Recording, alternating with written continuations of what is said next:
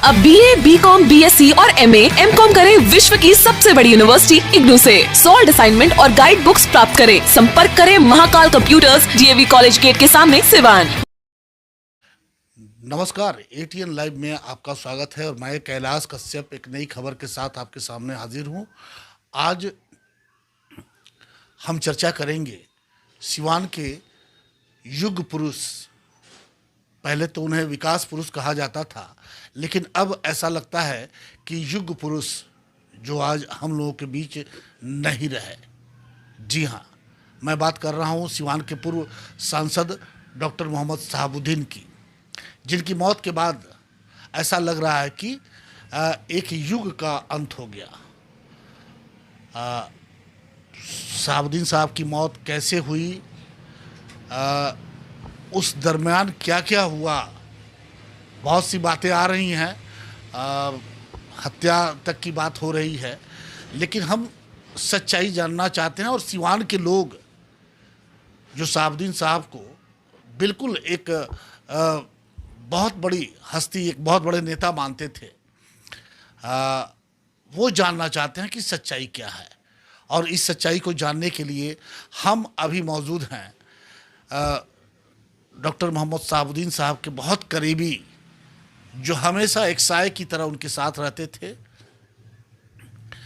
अजय तिवारी जी, जो एक जर्नलिस्ट भी हैं, पत्रकार हैं और सहारा समय से के अच्छे एक पत्रकार हैं, और वो हमारे साथ अभी मौजूद हैं।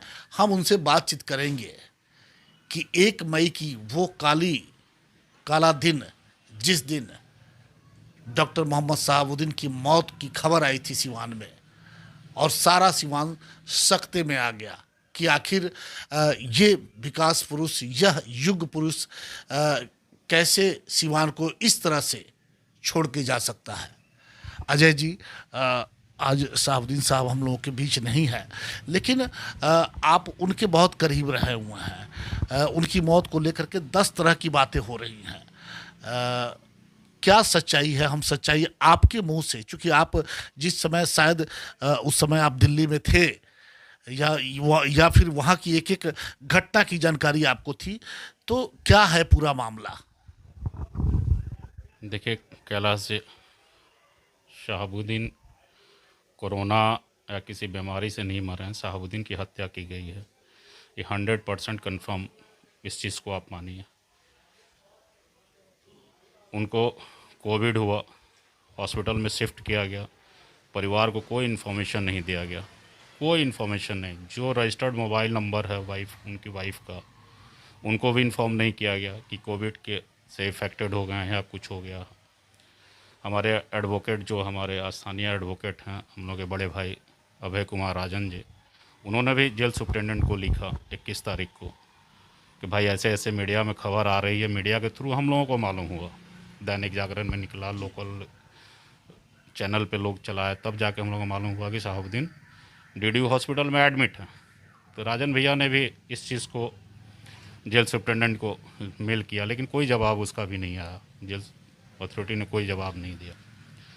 फिर हम लोग जो भी लोग थे DDU हॉस्पिटल में अपना गए, देखे, सुने, लेकिन किसी से मिलने नहीं दिया गया। बेटा को 3 दिन बाद 25 तारीख को बेटा को मिलने की अनुमति मिली। 21 को एडमिट है, 25 को उसको एडमिट दिया गया कि आप मिल सकते हैं। वही मिलाया गया तो बहुत दूर से, 20 मीटर के डिस्टेंस से। वो कुछ कहना चाह रहे थे, लेकिन बेटा से लोग सही ढंग से बात नहीं होने दिया। वो अपने पैर पे चल के हॉस्पिटल गए थे, बहुत स्वस्थ थे, अपना बैग भी लिए हुए थे, सर पर पगड़ी था। जो भी स्टाफ, जो भी लोग हॉस्पिटल के देखे हैं, हम लोग तो बहुत दूर हैं, आप भी दूर हैं, परिवार के लोग भी दूर हैं, सब लोग दूर थे, लेकिन जो वहाँ के हॉस्पिटल के स्टाफ हैं वो बोल रहे हैं कि उनको मारा गया। उस आदमी कोरोना से नहीं मरा। तो आपको क्या लगता है कि आखिर इस तरह के जघन्य घटना को अंजाम किन लोगों ने दिया है, कौन इसके पीछे है? देखिए, इसके पीछे बड़े लोगों के हाथ। पूरा देश जानता है। हम बोलने नाम लें उससे अच्छा है कि बच्चा बच्चा जानता है कि किसने मरवाया, क्या किया है। इसमें मीडिएटरिंग का भूमिका तिहाड़ जेल के IG mister Goyal, Tihar jail के सुप्रिटेंडेंट, आईजी नहीं डीजी, तिहाड़ जेल के सुप्रिटेंडेंट और डीडी हॉस्पिटल के डॉक्टर मिस्टर रवि पाठक उनका नाम है।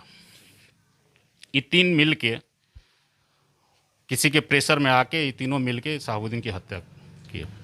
हत्या के पीछे के आप रहस्य जान लीजिए। कोविड का दौर चल रहा, हर आदमी भागा दौड़ में है कि भाई हम कैसे बचें, कैसे क्या हो। इस जिस वार्ड में थे उस वार्ड में परिंदा भी नहीं जा सकता। जेल के अंदर 3 सिक्योरिटी सर्किल है, उस सर्किल को पार करके लोग जाते हैं इनके पास। इनके वार्ड में एक टेररिस्ट को रखा गया था। एक वार्ड में 3 आदमी रहते हैं, छोटा राजन ए और एक टेररिस्ट है, उसको रखा गया था। उस टेररिस्ट को कोविड था, सीरियस कोविड पेशेंट था वो। सीरियस कोविड पेशेंट को आज के डेट में हम लोग घर में थोड़ा सा सर्दी खांसी आ रहा तो हम लोग एक रूम में शिफ्ट हो जा रहे हैं। उसको 7 दिन तक उस वार्ड में रखा गया। जब तक ये इफेक्टेड ना हो गए तब तक उसको उसी वार्ड में रखा गया, उसको हटाया नहीं गया। जबकि इन लोगों ने अपोज किया, सब कुछ किया, लेकिन कोई सुना नहीं सुनने के पीछे क्या रहस्य है, आप ये तो खुलम खुला चीज़ है। मतलब कि शहाबुद्दीन साहब की जो मौत हुई है उसके पीछे बड़े हाईटेक बड़े बड़े लोगों का हाथ है, जो शायद वो कामयाब हो गए उनको रास्ते से हटाने में। देखिए, शहाबुद्दीन 7 टाइम के नमाजी थे। लोग 5 टाइम नमाज पढ़ते हैं, वो 7 टाइम नमाज पढ़ते थे। जिनका भी हाथ है, आप 1 साल के अंदर ऊपर वाला उनको छोड़ेगा नहीं। वो देखिएगा, उसका उनका आह बिल्कुल लगेगा।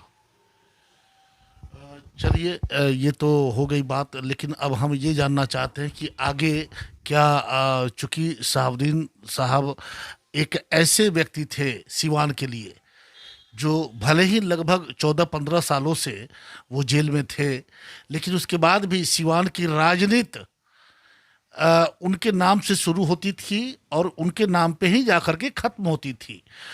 अब क्या शहाबुद्दीन साहब का जो जगह खाली हुआ है वो जगह कैसे भरा जाएगा, वो रिक्त स्थान कैसे भरा जाएगा? देखिए, अब आपके चैनल के माध्यम से हम उन लोगों को बता देना चाहते हैं कि शहाबुद्दीन के जो लोग बोल रहे हैं कि जगह खाली हो गया, उनका भ्रम है। शहाबुद्दीन 100 साल तक सिवान के पॉलिटिक्स में, सिवान के विकास जो किए हैं उसमें वो जिंदा रहेंगे और उनके नाम पे ही पॉलिटिक्स होगा, चाहे जो हो जाए। जितना विपक्षी खुश हो रहे हैं, जितना जो बोल रहे हैं, आज हम लोगों के बहुत सारे दुश्मन हैं, वो भी आज उनके कामों के, उनके व्यवहार का, उनके मर्दानी का बड़ाई करते फिर रहे हैं। क्यों कर रहे हैं?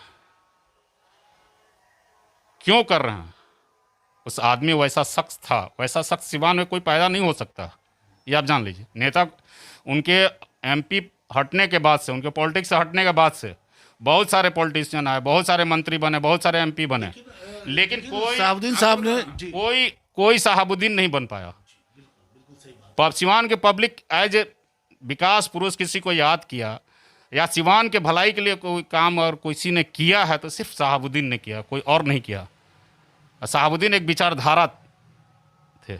उनके 17 साल 18 साल जेल में रहने के बाद भी आज भी लोग उनको याद कर रहे हैं, तो उस विचारधारा को, उनके विकास को, उनके व्यवहार को, उनके कार्यों को लोग करके याद कर रहे हैं और 100 साल तक लोग याद करेंगे। अजय जी, आप एक पत्रकार भी हैं और उस पत्रकारिता से एक अच्छी सोच भी रखते हैं। क्या लगता है आपको कि जो विकास की लकीर शहाबुद्दीन ने इस सिवान में खींची थी, क्या उस लकीर को कोई मिटा पाएगा या उस लकीर से आगे कोई जा पाएगा? देखिए, उस लकीर को कोई मिटा नहीं पाएगा। रहा उस लकीर को लेके आगे बढ़ने की बात, तो हम शहाबुद्दीन समर्थक या जो भी लोग हैं, हमारी पार्टी, हम लोग ओसामा के नेतृत्व में, उनके हिना साहब के नेतृत्व में उस विकास को लेके आगे हम लोग बढ़ेंगे। अजय जी, आज शहाबुद्दीन साहब हम लोगों के बीच में नहीं है, लेकिन आज जिस तरह से ओसामा आगे आए हुए हैं और ओसामा को लेकर के कई तरह की बातें हो रही हैं, आपने भी देखा होगा कि सोशल मीडिया पे किस तरह से राजद को लेकर के और पार्टी को लेकर के इस तरह से बातें हो रही हैं। इसकी सच्चाई क्या है? देखिए, इस सच्चाई में दम नहीं है। एक फेक आईडी से ओसामा का आईडी बना के लोगों ने उल्टे सीधे बयाने पार्टी के नेतृत्व के खिलाफ बोली, वो जो बिल्कुल गलत है। वो ओसामा का कोई वैसा आईडी नहीं है, सोशल मीडिया पर वो है ही नहीं। बहुत सारा फेक आईडी अभी भी मोहम्मद शहाबुद्दीन के नाम पे, हिना साहब के नाम पे चल रहे हैं, ओसामा के नाम पे चल रहे हैं और लोग लिख रहे हैं। वो लोग कौन है? वो सब फेक आईडी है, उसकी जांच होनी चाहिए हमारे एडमिनिस्ट्रेशन से। ये आप लोग कंप्लेन करेंगे तब ना जांच होगा। अभी हम लोग दूसरे चक्कर में अभी पड़े हुए हैं। अभी हम लोग अभी कंप्लेन हम लोग नहीं कर रहे हैं, लेकिन हम प्रशासन से निवेदन करते हैं कि वैसे ऑडियो की जांच की जाए, जो फर्जी है उसको साइबर क्राइम के तहत उन लोगों के अगेंस्ट कार्रवाई हो। कुछ जो लोग आरजेडी में शहाबुद्दीन के विरोधी थे, वही लोग ये सब फैला रहे हैं कि पार्टी नेतृत्व के खिलाफ, इन लोगों के खिलाफ रिलेशन ख़राब हो, लेकिन उन लोगों की सोच ही बिल्कुल गलत है। ऐसा कुछ होने नहीं जा रहा है। पार्टी नेतृत्व हम लोगों के साथ वैसे ही मजबूती के साथ खड़ा है, हम लोग भी वैसे ही खड़ा हैं और खड़ा रहेंगे, इसमें कोई दो राय। देखिए, ये तो जब शहाबुद्दीन साहब पिछली बार जब जेल से बेल पे आए थे भागलपुर से, तो उस समय भी उन्होंने कहा था कि हम कभी, और हमें लगता है शायद कि जो बातें उस समय हुई थी, परिस्थितियों के मुख्यमंत्री और हमारे नेता, और साफ शब्दों में उन्होंने कहा था कि हमारे नेता लालू प्रसाद यादव जी हैं और रहेंगे भी। तो हमको लगता है कि जिस तरह से आज एक अफवाह फैलाया जा रहा है कि हिना साहब कभी भी जदयू में जा सकती हैं या पार्टी को छोड़ सकती हैं, नाम तो नहीं आ रहा है लेकिन पार्टी को छोड़ सकती हैं, तो कहाँ जाएंगी? जदयू एक सामने दिखाई देता है।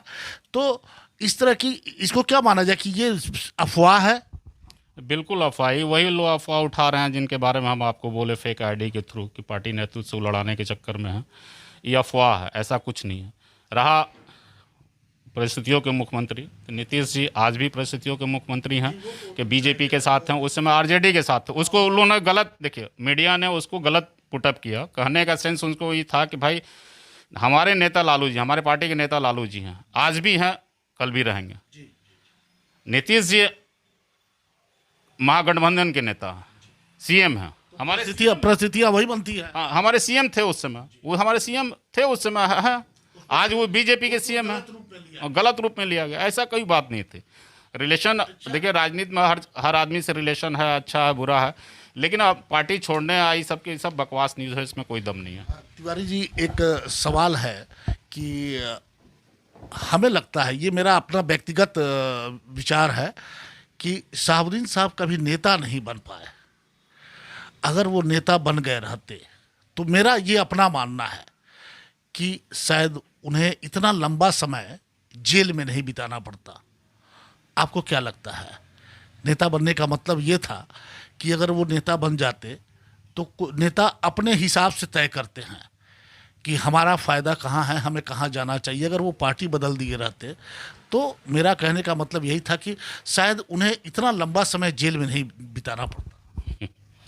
कैलाश जी, इसीलिए शहाबुद्दीन रहे, कोई और नहीं बन पाया। शहाबुद्दीन की अपनी एक विचारधारा थी, अपना एक उनका पॉलिटिक्स का स्टाइल था, उस स्टाइल पे वो चले, जिसके कारण आज भी बिहार का पूरे इंडिया के लोग नाम लेते हैं, याद करते हैं। अगर नेता बन गए होते तो फिर वो नेता तो बहुत हैं। इस तालाब में पूरे तैरते हुए नेता पड़े हुए हैं, कहाँ नहीं कोई उन लोगों को याद कर रहा। शहाबुद्दीन को क्यों याद कर रहा? शहाबुद्दीन को इसीलिए याद किया जा रहा कि वो अपने ईमानदारी के साथ अपनी राजनीति की है, उसमें कोई कंप्रोमाइज़ नहीं किया। वो हम हो या कोई और हो, और कोई गलत काम किया है तो उसको वही ट्रीट किए हैं जो उनके साथ था और जो उनके बाहर था। आज तेजाब कांड के बात आप उठा के देख लीजिए, लोग कहते हैं कि चंदा बाबू का फ़ोटो लगा के दिखा रहे हैं कि उनको न्याय मिल गया। चंदा बाबू के बेटों ने ही तेजाब से जलाया था किसी और को। चंदा बाबू के बेटे को तेजाब से नहीं जलाया गया था, चंदा बाबू के बेटे ने ही तेजाब से जलाया गया था और उसको आरोप लगाया गया साहबुद्दीन उस समय जेल में थे। और जिन लोगों ने चंदा बाबू के बेटे को मारा वो चंदा बाबू के साथ बैठ के प्रॉपर्टी डीलिंग का काम करते थे जब तक चंदा बाबू जिंदा थे। आज भी उनके घर बैठते हैं कुछ लोग। आज हम उन पुरानी बातों को बात करने के लिए नहीं बैठे हैं। हम ये जानना चाहते हैं, हम ये जानना चाहते हैं कि अब आगे क्या आप लोग किस तरह से इस विरासत को आगे कैसे ले जाएंगे और किसके कंधे पे जाएगा? क्या हिना साहबुद्दीन साहब की विरासत को आगे लेके जाएंगी या ओसामा? दोनों आदमी के साथ जाएंगे, दोनों, ओसामा और हिना साहब दोनों आदमी के साथ जाएंगे। तो ये लोग दोनों आदमी के नेतृत्व में जो उनका अधूरा कार्य है उस कार्य को हम लोग को पूरा करना है। जो एजुकेशन में जो उन्होंने ट्रस्ट बनाया, ट्रस्ट का जो काम है उसको लेके हम लोगों को आगे बढ़ना है और ऊपर वाले के दया से अब उस काम को हम लोग पूरा करेंगे।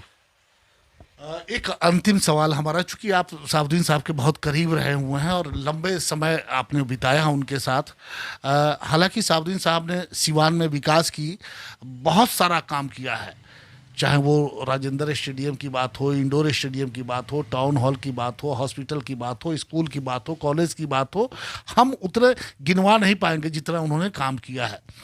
और उन बिल्डिंगों पे जो नाम लगा हुआ है हमें लगता है कि शायद वो जीवित रखेगा साहबुद्दीन को। तो अब हम ये कि क्या कुछ और काम जो साहबुद्दीन साहब सोचे हुए थे जो पूरा नहीं हो पाया, जो शायद आप लोगों को जानकारी हो कि कुछ और भी सोचा था सिवान के लिए जो शायद वो अभी कर नहीं पाए, वो करना चाहते थे? जी, मेडिकल कॉलेज का था उनका, सिवान में एक डेयरी प्रोजेक्ट का था। डेयरी प्रोजेक्ट से उनका आशय यही था कि भाई गांव-गांव में लोग अपना दूध का उत्पादन करेंगे, हम लोग कलेक्ट करवाएंगे, उसको डेयरी में देंगे, रोज़गार मिलेगा, सबको पैसे आएंगे। मेडिकल का था कि एक अच्छा मेडिकल कॉलेज यहाँ खुले, उसके लिए उन्होंने ज़मीन का भी एक्वायर किया था, सब कुछ किया था, प्रपोजल में था, है और रहेगा। और ऊपर वाले के दुआ से वो मेडिकल कॉलेज कंप्लीट होगा हिना साहब और ओसामा के नेतृत्व में। साहबुद्दीन साहब के ना रहने से उनके समर्थक क्या कुछ कमजोरी, कुछ अपने को कमजोर महसूस कर रहे हैं? देखिए, कमजोर तो नहीं महसूस कर रहे हैं, उनकी विचारधारा, उनका जो आइडिया था उसको लेके लोग बहुत मजबूत हैं, नो डाउट। लेकिन हम लोगों के साथ बहुत बड़ा नुकसान हुआ है, उस नुकसान की भरपाई दूसरा कोई नहीं कर सकता। चलिए, आपने देखा कि अजय तिवारी जी से बात हो रही थी जो साहबुद्दीन साहब के बहुत करीबी रहे हुए हैं और साफ शब्दों में उन्होंने कहा कि मोहम्मद साहबुद्दीन की जो आज हम लोगों के बीच नहीं है, उनकी भरपाई करना संभव नहीं है। और बिल्कुल ये सही बात है, ये सिर्फ माइक पे कहने वाली बात नहीं है, बिल्कुल सही बात है। सिवान को जिन लोगों ने सिवान को देखा है, जिन लोगों ने साहबुद्दीन को देखा है, वो लोग अच्छी तरीके से जानते हैं। और जो कल तक उनके विरोधी थे वो भी आज मानते हैं कि साहबुद्दीन ने जो विकास की लकीर, जो विकास की गाथा सिवान में लिखी है, उस गाथा को पार करना कोई बिरला ही पार करेगा। अब आने वाला समय बताएगा कि साहबुद्दीन साहब का वो स्थान जो खाली हुआ है वो कैसे सिवान पूरा कर रहा है। हिना साहब कितना आगे आती हैं, उनके जो पुत्र हैं ओसामा साहब वो कितना आगे आते हैं, ये तो आने वाला वक्त ही बताएगा। अगर आप चाहते हैं अपने बच्चों का सर्वांगीण विकास तो उनका नामांकन कराइए सूफिया पब्लिक स्कूल में, affiliated to CBSE new Delhi. 10+2 तक कम खर्च में वर्ल्ड क्लास एजुकेशन। अधिक जानकारी के लिए कॉल करें 9155994499। इसमें नामांकन जारी है। Sufia public school, SKG sugar mill bypass road, Siwan. Admission free for girls. हम संवारेंगे आपके बच्चों का भविष्य। हम हैं Sufia public school, SKG sugar mill bypass road, Siwan.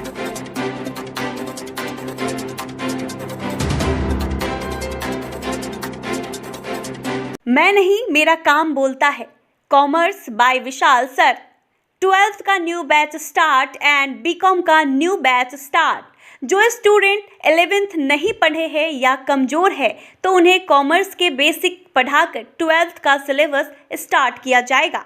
यहाँ पर accountancy, economics, business studies, EPS चारों विषय की समय से सिलेबस पूरी कराई जाएगी। सिवान की एकमात्र ऐसी संस्था जहाँ listen by listen objective notes दिया जाएगा। वीकली टेस्ट की है व्यवस्था। एक लेसन के पूरा होने पर टेस्ट की है व्यवस्था। संडे को एक्स्ट्रा क्लासेज, कमजोर स्टूडेंट के लिए स्पेशल क्लासेज की व्यवस्था।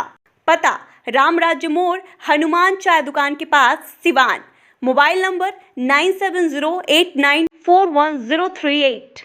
सिवान में 24 घंटा इमरजेंसी सेवा देने वाला एकमात्र शांति हॉस्पिटल चकिया रोड सिवान, जहां पीएमसीएच पटना से आए नवजात एवं शिशु रोग विशेषज्ञ डॉक्टर आमिर अहमद द्वारा बच्चों का किया जा रहा बेहतर इलाज।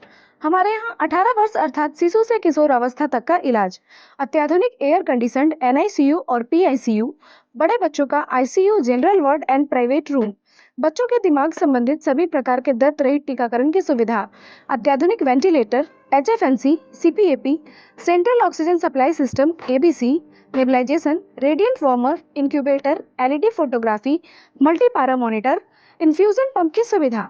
नवजात बच्चों के इलाज हेतु आज ही चलें शांति हॉस्पिटल चकिया रोड सिवान। संपर्क सूत्र 9523305033 7561919462। बड़े बड़े महानगरों के तर्ज पर खुल गया लाइटिंग की दुनिया का बेताज बादशाह आरजेड इलेक्ट्रिकल्स, कागजी मोहल्ला मोड़, सिवान। आरजेड इलेक्ट्रिकल्स लेकर आया है एक से बढ़कर एक डिजाइनों में झूमर, wall light, fancy light, wiring materials, पंखा और कूलर।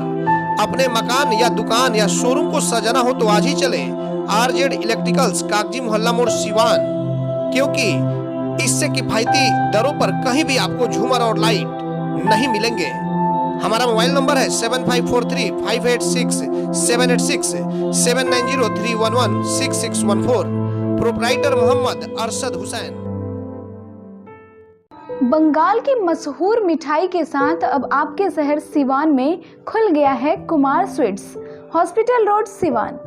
गुड़ का बंगाली रसगुल्ला, संदेश, मिष्टी दोई, मलाई चमचम, केसर रसमलाई, 2-in-1 स्पंज के साथ और भी कई बंगाल की प्रसिद्ध मिठाइयाँ उपलब्ध हैं। साथ ही कुमार मस्त जायका, जहां स्वादिष्ट चाट, छोले भटूरे, पाव भाजी, रोल, चाउमीन, बर्गर, समोसा इत्यादि भी मिलता है। डॉक्टर्स कॉलोनी, राजीव नगर, पकड़ी मोड़, गौशाला रोड, सिवान। शादी विवाह के शुभ अवसर पर ऑर्डर भी लिया जाता है। तो याद रखें, कुमार स्वीट्स एंड कुमार मस्त जायका, सिवान। Mobile number 9431216851, 7352735621। अब लाडली बेटी की शादी के लिए कहीं और जाने की जरूरत नहीं, क्योंकि आपके शहर सिवान में खुल गया दुल्हन प्लाजा। रेयान कॉम्प्लेक्स, 11वीं मस्जिद के नजदीक, शेख मोहल्ला, सिवान। दुल्हन प्लाजा लेकर आया है designer lehenga, suit, designer sari, bedsheet, नकाब, दुपट्टा, तौलिया, fancy ladies purse, sofa cover set और तो और दुल्हन के लिए वह सब कुछ जो सिवान में कहीं भी नहीं मिलेगा। त्योहारों के रंग दुल्हन प्लाजा के संग पूरे सिवान में ऐसा प्राइस भी नहीं मिलेगा। तो आज ही चले दुल्हन प्लाजा, रेयान कॉम्प्लेक्स, 11वीं मस्जिद के नजदीक, शेख मोहल्ला, सिवान। पते तक पहुंचने में अगर कोई भी परेशानी हो तो गूगल पर भी मैप अवेलेबल है। संपर्क नंबर है 9334067407। वहीं दूसरा संपर्क नंबर है 6205758712। आभूषण की दुनिया में एक विश्वसनीय नाम, न्यू भारतीय अलंकार ज्वेलर्स, हॉलमार्क जेवर के विक्रेता, सुनार टोली चौक, शांति वट वृक्ष के ठीक सामने, सिवान। हमारे यहाँ आकर्षक एवं शुद्ध हॉलमार्क जेवरों की उचित मूल्य पर खरीदारी करें। व्यवहार व विश्वास हमारी पहचान। न्यू भारतीय अलंकार ज्वेलर्स, सुनार टोली चौक, शांति वट वृक्ष के सामने, सिवान। Mobile number 9631402553। विगत 15 वर्षों की सबसे पुरानी exclusive showroom Shivalay fashion, Ajit complex, JP चौक, सिवान। यहाँ आपको मिलेंगे Monte Carlo, Spykar, Jockey, Van Heusen, Pan America, Cotton County के एक से बढ़कर एक jeans, T shirt, shirts, formal pants, ladies and gents undergarments, वह भी उचित दरों पर उपलब्ध हैं। त्योहारों के रंग शिवालय फैशन के संग। लगन या त्योहारों पर ब्रांडेड कपड़ों की अगर खरीदारी करनी हो तो आज ही चले Shivalay fashion, Ajit complex, JP चौक, सिवान। Mobile number 990555